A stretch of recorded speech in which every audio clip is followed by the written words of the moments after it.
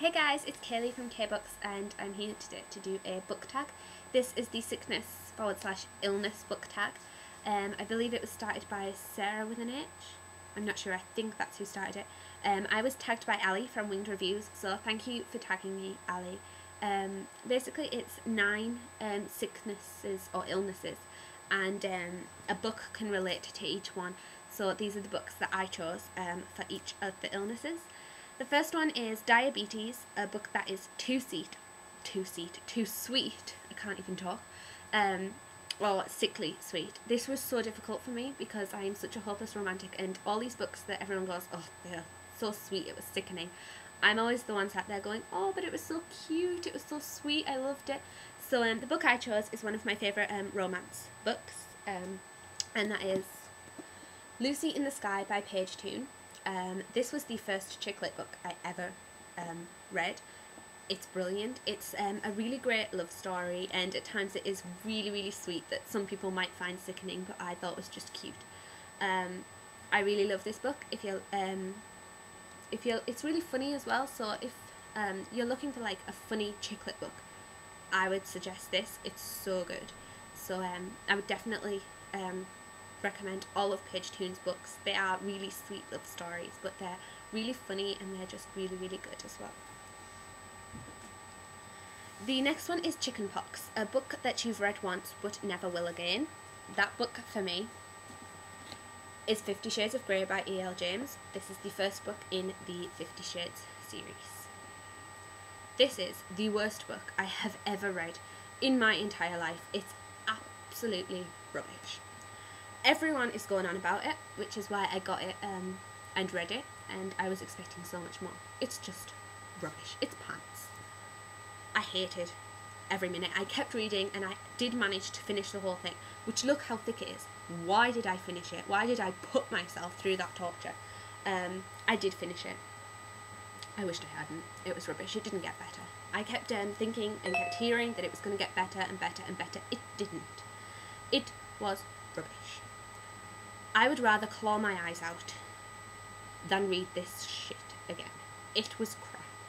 And I wish I hadn't read it, to be honest. I didn't read another book for a week after this because this just ruined reading for me for a while. I didn't think any book was going to be good after this tribe.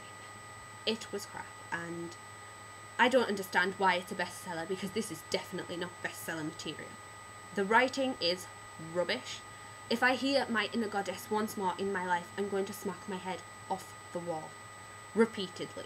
The writing's rubbish, the characters are the most unlikable characters ever. I do admit that at the end Christine got a little better. I did like him by the end.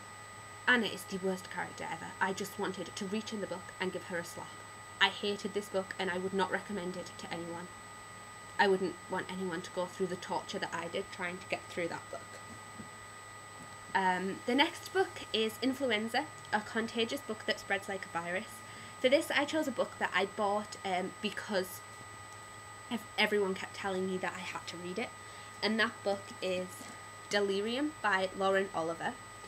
I love this book. It is definitely worth the hype, unlike 50 Shades. This is a dystopia book. I love dystopia books, and after the Hunger Games and with the movie and everything, there was a massive boom in dystopia books, and this is the one that everyone kept going on about and telling me that I had to read. So I got it. This cover is stunning, isn't it? It's so pretty. I have the second one on my shelf, which is Pandemonium, but I haven't read it yet because I totally fail. But this is brilliant. It's definitely worth the hype. And if you haven't read this book, I would definitely recommend it because it's fantastic. It's brilliant. The next book is The Cycle, a book you reread every month, year, or anything. I don't have a set time I reread this, but I reread this book a lot. And that book is Obsidian by Jennifer L. Armentrout. My favourite author in the world. She is brilliant. If you haven't read any books by Jennifer, what is wrong with you? You have to read them. This was the first book by Jennifer that I read, and I was obsessed. I think I have read this book about 16 times now. Whenever I get in one of the moods where I just don't want to read, and if I can't get into a book and I'm in a bit of a rut, a reading rut where I can't read, I reread Obsidian because it's brilliant. When I first read this, I read it in one sitting. I could not put it down. It's fantastic. It's the first book in her Lux series, and it's just brilliant. This is the book for me that I have to reread all the time because I just love it so much. The next one is Insomnia, a book that kept you up all night.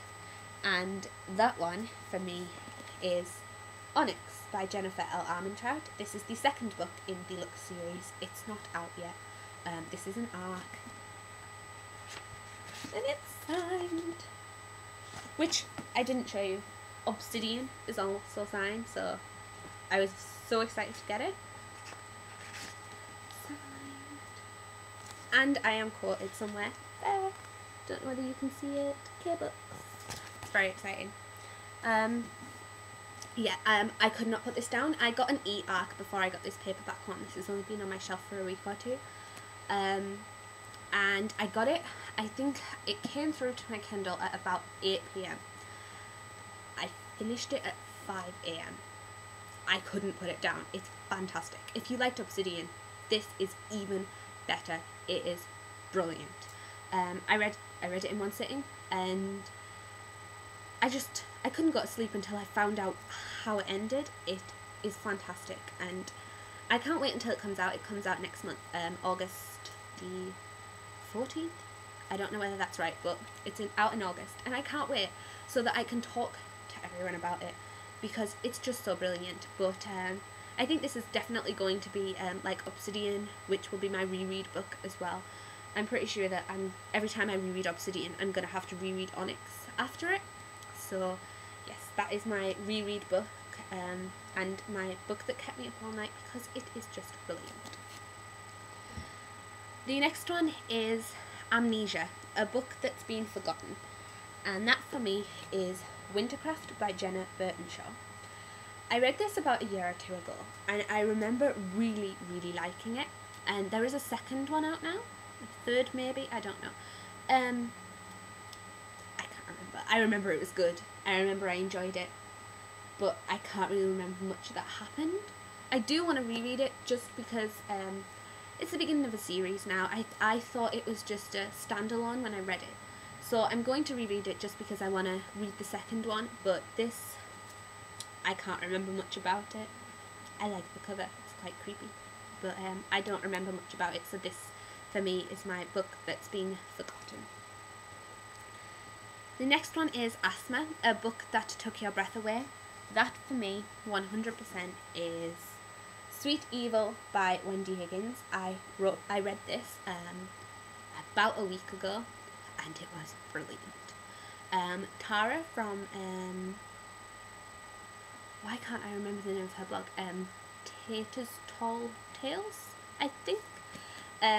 She was the advocate for Caden in the YA Crush Tawny, and all her tweets really made me want to pick this up. I already had it on my shelf, and I do not regret it. It was brilliant. I read it in a day. I just could not put it down. It's fantastic. It totally took my breath away, and when it ended, I was left really sad because I wanted to read it again. It's just brilliant. So that is definitely the book that took my breath away. Malnutrition, a book that lacked food for thought. That, for me, would be Evernight by Claudia Gray. I do like this series. I've read the first two. I've read Stargazer, which is that one. I will read the third and the fourth one, but when everyone was raving about these books, I got to the end and I just thought it wasn't as good as everyone thought. I thought it was a good story. I thought it was a different vampire story than I'd read before, but for me there was just something missing, and even more so in the second one. But I will read the third and fourth just because I want to see what happens. And I've read Claudia Gray's Titanic related book, Fateful, and I loved it. I thought that was really good. So I do want to read the rest of this series, but for me that definitely lacked food for thought. There was something missing for me. And the last one is a book that took you on a journey through time or space, and that one for me is Clockwork Angel by Cassandra Clare. This just completely consumed me and took me to the Victorian London. And even though I live in England, I haven't been to London. I really want to after reading this. It's brilliant. I really, really enjoyed it. And I love this series. This is the first one in her Infernal Devices series, which is the prequel to Mortal Instruments. I actually prefer this series to the Mortal Instruments. I think this is way better. And I love it. It's fantastic. So that's definitely the book that took me on a journey to Victorian London. It's brilliant. So that's all of them. I'm not sure who to tag. I really want to see Misty from Bookaholics Book Club. I don't know whether she does tags, so I don't know whether she'll do it, but I tag you. Or anyone else who watches this video and hasn't done them, I want to see yours. If you do one of these tags, just leave a link at the bottom and I'll check them out. Thanks for watching. Bye!